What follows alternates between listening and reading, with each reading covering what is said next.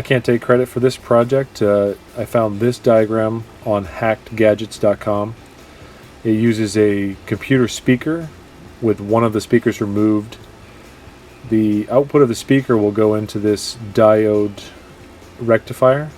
I went ahead and used 1N4002 diodes, because that's what I had lying around.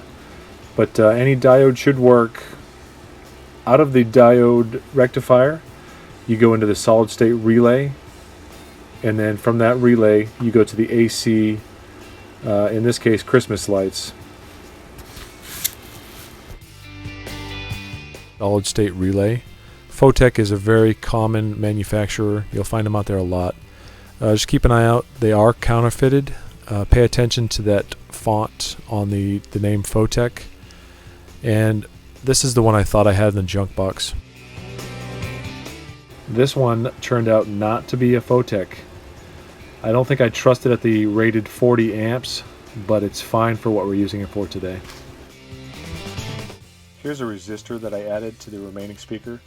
It's going to allow me to keep the volume up on the actual amplifier, but it will pad down the audio coming out of that speaker, and I can still monitor the incoming audio. I went ahead and mounted the solid state relay onto the side of the speaker and connected the diode leads to the input. And here's what the finished product looks like. Thanks for watching, everyone.